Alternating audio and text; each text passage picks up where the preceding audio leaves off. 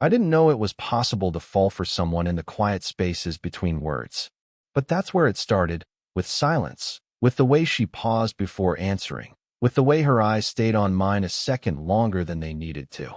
The first time I noticed her, she was standing by the window, sunlight catching the faint lines at the corner of her eyes. She was in her mid-40s, maybe older. Not the kind of beauty that demands attention, something calmer, deeper. The kind you only see if you're paying attention. I was in my 20s, still pretending I knew what I was doing with my life, still believing feelings could be simple if you were honest enough. She asked me if I wanted coffee. Her voice was steady, polite. Nothing special about the words, but her hand shook just slightly as she lifted the mug. We talked about small things at first. Weather, work, things we'd watched but never finished. She listened more than she spoke. When she did speak, it was careful, like she was choosing each word not just for meaning, but for safety. Sometimes she'd stop mid-sentence, smile like she'd revealed too much, and change the subject. I learned not to push. I learned that silence was where she hid. There was a risk in the air, even then. Not loud, not dramatic, just present, like a glass that could shatter if you set it down wrong. I noticed the way she avoided sitting too close, and then one day didn't. The way her knee brushed mine and didn't move away. The way she laughed at things that weren't really funny, then looked embarrassed, as if she'd forgotten herself. When our hands touched by accident, neither of us apologized. We just pretended nothing had happened while everything had. She was careful with me. That should have warned me. But I mistook it for kindness, for respect, for restraint. I talked too much. I always do when I'm nervous. I told her about my plans, my mistakes, the stupid things that kept me up at night. She listened with that quiet focus, head tilted, eyes soft. Sometimes she'd look away when I said something too honest, like it hit closer than she wanted. Sometimes she'd ask a question and then regret it halfway through. There were moments, small, dangerous moments, where it felt like she was about to say something that could change everything. Her lips would part. Her breath would catch. Then she'd close herself again, like a door gently but firmly shut. I started waiting for her without admitting it to myself. Showing up early, lingering longer than I needed to, telling myself it was nothing while replaying her smile in my head at night. I stood outside her door once, for no real reason, my hand hovering near the bell before I stepped back like I'd done something wrong. She once told me, "You make things feel simpler." Then she looked down, like that scared her. The attraction was there. We both knew it. It sat between us every time the room went quiet, every time the coffee went cold, because neither of us wanted to be the one to move first. There was vulnerability in her, cracks she tried to hide with composure. There was recklessness in me, pretending patience was the same thing as control. I didn't know then what she was carrying, what lines she'd already crossed before me, what promises existed that I couldn't see. That night, we were standing closer than ever. The air felt heavy, charged. She looked at me like she wanted to say goodbye and hello at the same time. Then her phone buzzed. She glanced at the screen, and something in her face changed. Tight, guilty, afraid. She locked the phone without answering. When she looked back at me, her smile didn't reach her eyes. "Someone waiting for you?" I asked, trying to sound casual. She hesitated. And in that pause, I realized this wasn't just a beginning. It was the moment everything could break, or finally be honest. She didn't answer my question right away. Just slid the phone into her pocket like it might burn her if she held it too long. "It's nothing," she said. Too quickly. I nodded like I believed her. That was the first lie I told myself about her. We didn't talk about it that night. We never talked about the things that mattered when they first appeared. We let them hover, unclaimed, like they might disappear if we didn't look directly at them. But they didn't. They stayed. They always stayed. Over time, pieces of her past came out. Not all at once, never cleanly. She mentioned a marriage once, casually, like she was talking about an old job she'd left behind. No details. Just, "I've been married a long time." The way she said it made long sound heavy, not proud. Like something endured rather than chosen. I didn't ask why she never wore a ring. I didn't ask who texted her late at night, or why she sometimes went quiet for hours after checking her phone. I told myself it wasn't my place. I told myself I was just someone passing through her days. But that wasn't true, and we both knew it. She asked about my past too. I told her about relationships that burned fast and ended stupidly. About loving too openly, trusting too easily. I joked about it, made it sound lighter than it was. She smiled, but her eyes stayed serious. Like she was filing the information away, not judging it, just measuring what damage I could do or what damage I could take. The age gap hung between us, unspoken but obvious. She tried to treat me like someone younger, safer, like if she kept enough distance, nothing could cross it. But sometimes she forgot. Sometimes she talked to me like an equal, like someone who saw her, not just who she was supposed to be. That scared her. I could tell. There were rules she lived by. I never heard them stated, but I felt them every time she pulled back right when things got warm. Every time she changed the subject when it got personal. Every time she said my name softly and then went quiet, like she'd said too much. I started censoring myself too. I didn't tell her how often I thought about her when she wasn't there. I didn't tell her how I noticed when she wore a different perfume or how my chest tightened when she mentioned home without inviting questions.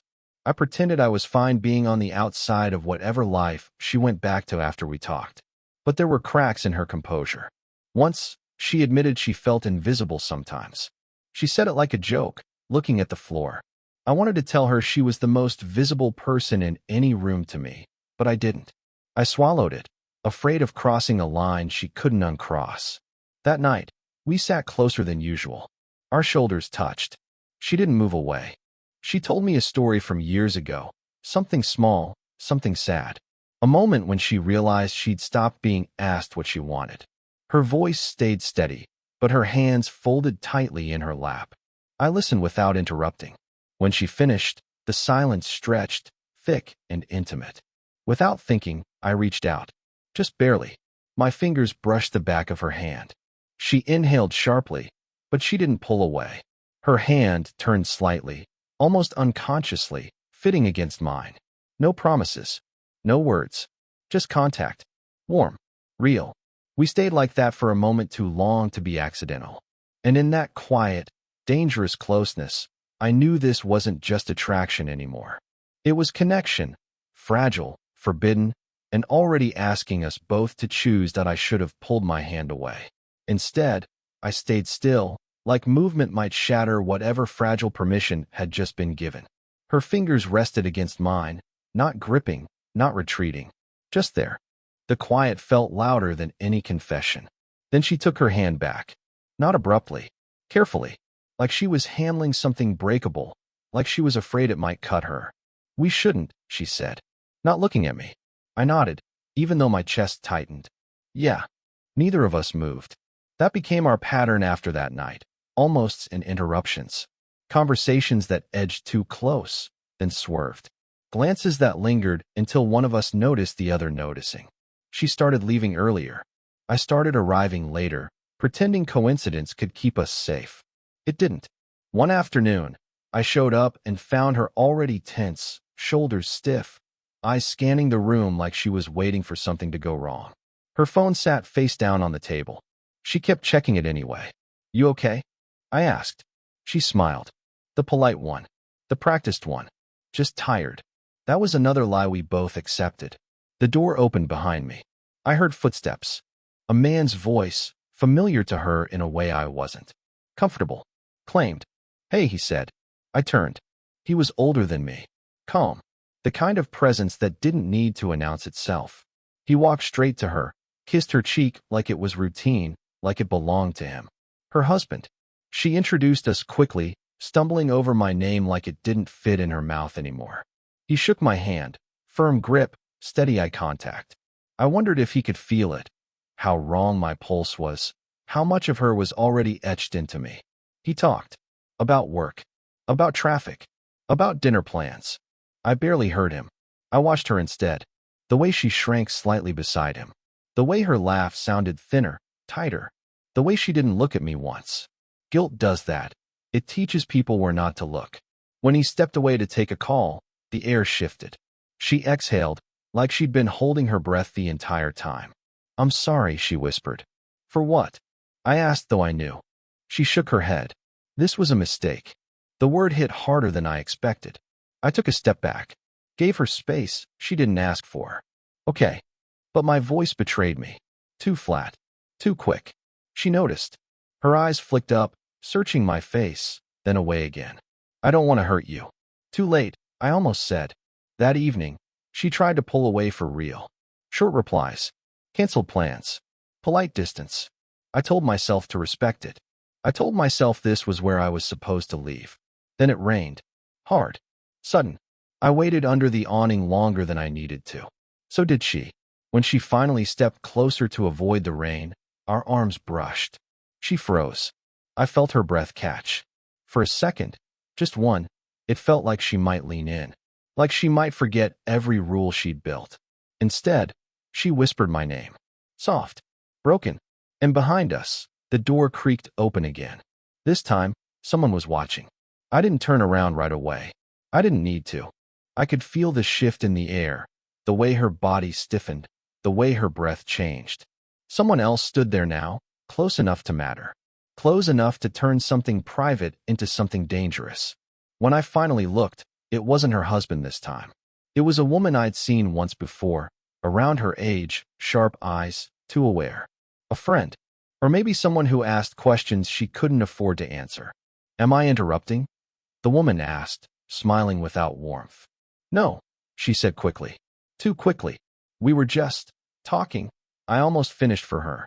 Just standing too close in the rain, pretending this wasn't already more than it should be.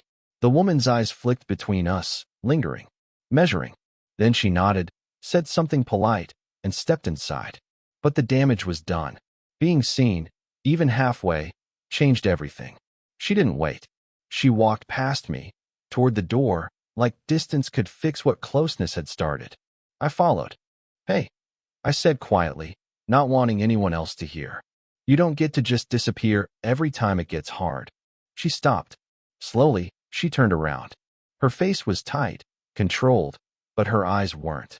They were shiny, restless, like she was holding something back with everything she had. This is hard because it shouldn't exist, she said. Because you're. She stopped herself, shook her head. Because I'm married. I nodded. I know. And because you deserve someone who isn't afraid to be seen with you, she added, almost bitterly. That stung more than I expected. I didn't ask you to risk anything, I said. I just asked you not to pretend this is nothing. Her jaw clenched. You think I don't feel it? You think I don't go home and replay every word you say, every look? Her voice dropped. You think I don't hate myself for it? That was the crack. The breaking point. She took a step closer, then stopped, like she'd hit an invisible wall. I've spent years doing the right thing, she said. And somehow I still feel like I'm ruining people. Something ugly and honest rose in my chest. Jealousy, sharp and hot. You don't ruin people by wanting them, I said. You ruin them by keeping them close enough to hope and far enough to hurt. She flinched. I see the way you go quiet when your phone buzzes, I went on, the words spilling now. I see the way you pull back when things feel real. And I'm standing here pretending I can handle it, but I don't know how much longer I can. Silence. Rain tapped against the windows. Somewhere inside, someone laughed. Normal life continuing like this moment wasn't ripping something open. She reached out, stopped herself, then finally let her hand land against my chest. Just flat. Just there. I felt the warmth of her palm through my shirt. Her voice was barely a whisper. If I cross this line, I can't go back. I looked down at her hand, then at her face. So close now I could see the tremor in her lips. Then don't, I said softly. Unless you mean it. Her fingers curled slightly, gripping my shirt like she needed something to hold on to. She leaned in, just enough that I could feel her breath against my mouth. And right before anything happened, right before the choice became irreversible, she closed her eyes. She didn't kiss me. Instead, she pulled back like she'd been burned. I can't, she said, almost to herself. Then louder, firmer, I can't do this anymore. The words landed heavy, final. Before I could respond, before I could ask what this really meant, the door behind us opened again. This time it was him. Her husband stood there, phone in hand, his expression unreadable. Not angry, not confused. Worse, aware. I was looking for you, he said to her. His eyes flicked to me, then back. You left your phone inside. The phone. My stomach dropped. She stared at it like it was a weapon. Slowly, she took it from him. Her fingers brushed his, and I saw something pass between them. Recognition, calculation, something old and tired. I'll be right there, she said. He nodded once, then looked at me again. Longer this time. Like he was trying to place me in a story he hadn't known he was part of. Then he walked away. The silence after was unbearable. You read my messages, she said quietly. It wasn't a question. She nodded. Her shoulders sagged, like she'd finally set something down she'd been carrying too long. He's known for weeks. I felt the air leave my lungs. Known what? That I'm not in love with him anymore, she said. Then, after a pause that felt like a confession carved into time, and that I might be falling for someone else. My heart raced. And you didn't tell me? I was trying to protect you, she said. I thought if I could end it quietly, by cutting me off. The hurt came out sharper than I meant it to. By making me feel like I imagined everything. Her eyes filled, but she didn't look away. I didn't think you'd stay. That broke something open in me. I was already staying, I said. Every time you pulled back. Every time you said we shouldn't but didn't mean stop. She pressed her lips together, fighting tears. He gave me a choice yesterday. My chest tightened. What kind of choice? To recommit, she said. To try again. Or to leave. The world tilted. And I asked, barely breathing. I told him I needed time, she said. And he said if I didn't choose soon, he would. That was the twist. Not betrayal, but pressure. Not secrecy, but exposure. What we thought was hidden had been watched, weighed, and now demanded an answer. I don't want to be the reason your life explodes, I said. It sounded noble.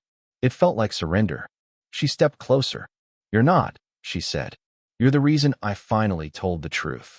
I wanted to reach for her. I didn't. She wiped at her eyes, then straightened, that familiar composure snapping back into place. I'm going to end my marriage, she said. Not for you. For me. The word stunned me. But not like this, she continued. Not sneaking. Not half-choosing. I need to do it clean. Fear and hope tangled painfully in my chest. What does that mean for us? Her gaze held mine, steady, honest, terrified. It means if we do this, it won't be a mistake. Footsteps sounded again inside. Voices. Time closing in. She leaned closer, her forehead resting briefly against my chest. Just for a second. Just enough to feel real. Don't disappear, she whispered. And then she walked away, leaving me standing there, knowing everything had changed and nothing was decided, yet I didn't hear from her for 3 days.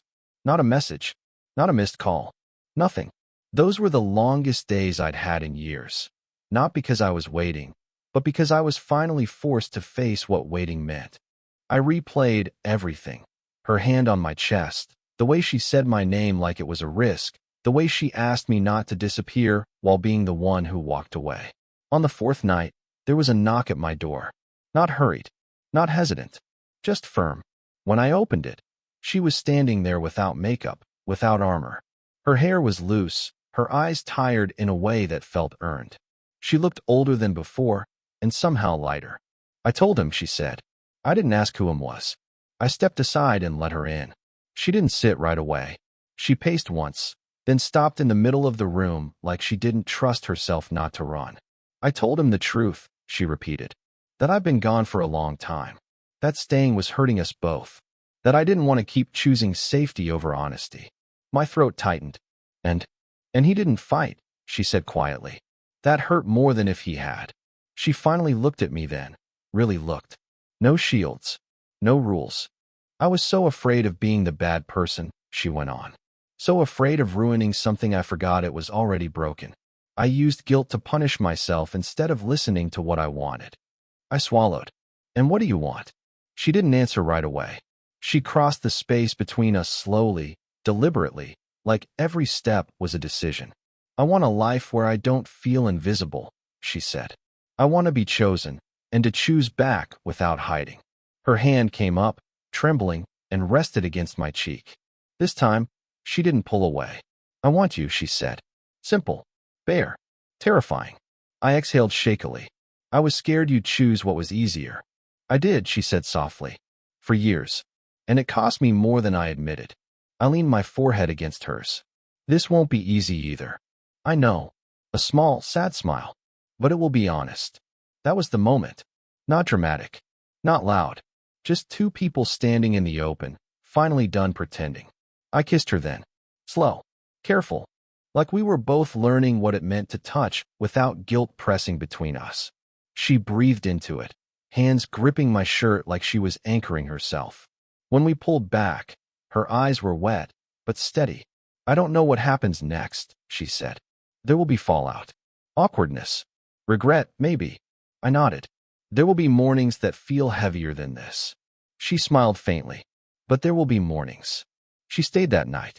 Not in the way people might imagine, but in the way that mattered. We talked until dawn. About fear. About starting late. About how love doesn't erase damage. It asks you to face it. When the sun came up, she didn't rush to leave. She reached for my hand instead. And for the first time, neither of us felt like we were standing at the edge of something wrong, but at the beginning of something real. Weeks passed, not in a blur, but in small, deliberate steps. Nothing magically fixed itself. There were conversations she dreaded and tears she didn't expect. Papers signed. A house that no longer felt like home. People asking careful questions and offering opinions she didn't ask for. Some days she showed up exhausted, carrying the weight of a life being dismantled and rebuilt at the same time. I learned patience in a way I never had before. I learned that love, real love, isn't proven in grand gestures. It's proven in waiting without resentment, in listening without trying to fix, in staying when things get quiet and uncomfortable. I watched her doubt herself, then steady again. I watched guilt loosen its grip, slowly, like a bruise fading but still tender. There were nights she woke up and apologized for things she hadn't done. I'd pull her closer and say nothing, because words weren't always what she needed. There were mornings I questioned whether I was strong enough to be part of something so complicated. And every time, she'd look at me, not desperately, not fearfully, but honestly. That made the difference. We stopped hiding. Not all at once, but enough to breathe. The age gap didn't disappear. It never would. But it stopped feeling like a threat and started feeling like context, part of the story, not the whole thing. She didn't talk down to me. I didn't romanticize her pain. We met where we actually were, not where we pretended to be. One afternoon, months later, we sat in a quiet cafe, sunlight pooling across the table between us. She reached for my hand without thinking, without checking who was watching. Then she noticed and didn't pull away. She smiled. Not the careful one. The real one. I don't feel guilty anymore, she said, almost surprised by it. I squeezed her fingers. You don't have to. What we had wasn't perfect. It was earned. Built from uncomfortable truths and late-night honesty. From choosing each other when it would have been easier not to. From learning that loyalty isn't about staying. It's about being brave enough to leave what's wrong and stand openly in what's right. Sometimes I think about how close we came to walking away. How easily this could have ended as a memory instead of a life. And maybe that's why I don't take any of it for granted. The way she leans into me now, the way she says my name like it's no longer a secret. My love was pure. Her loyalty wasn't, at least not at first. But loyalty, I learned, isn't something you owe the past. It's something you choose in the present. And in the end, she chose truth. She chose herself. She chose me.